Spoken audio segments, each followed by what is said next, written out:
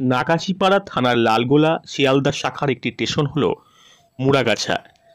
এই মুড়াগাছার নামকরণের ব্যাপারেও প্রচলিত আছে নানা কাহিনী।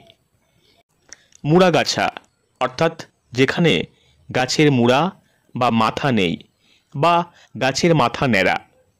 প্রচলিত লোকশ্রুতি অনুসারে জানা যায় যে এই মুড়াগাছার পূর্ব নাম ছিল রাঘবপুর। এই গ্রামের যশোরের বিখ্যাত প্রতাপাদিত্যের আত্মীয় রাঘব রাম বিশ্বাস বাস করতেন। তিনি ছিলেন এই এলাকার তহসিলদার।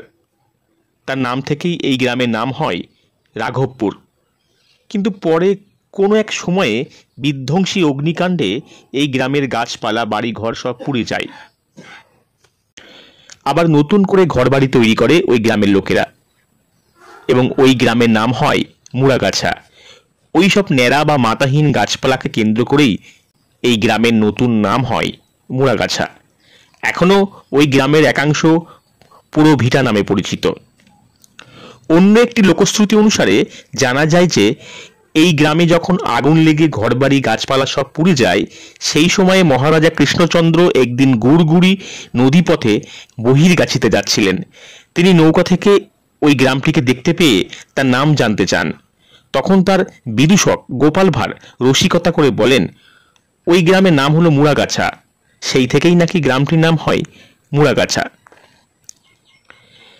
এই গ্রামে রাধাকৃষ্ণ, অন্নপূর্ণা এবং শিবলিঙ্গের নিত্য পূজা হয়। এখানে রাসমেলাও হয় বেশ ধুমধাম করেই। শিব চতুর্দশীতেও সারা পড়ে যায়। সর্বমঙ্গলা ও শিব মন্দিরের প্রতিষ্ঠাতা হলেন দেবীদাস মুখার্জি।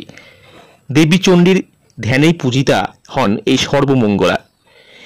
এই মূর্তির কিছু দূরেই বটগাছের নিচে বাঁধানো বেদির উপরে পাথরের যে মূর্তিটি আছে তাকেও বলা হয় সর্বমঙ্গলা। অনেকে মনে করেন ওই মূর্তিটি আসলে বৌদ্ধ দেবী মূর্তি। এখানে একটি হাই স্কুল আছে। বিখ্যাত ললিতমোহন বন্দ্যোপাধ্যায়ের বাড়ি এখানেই।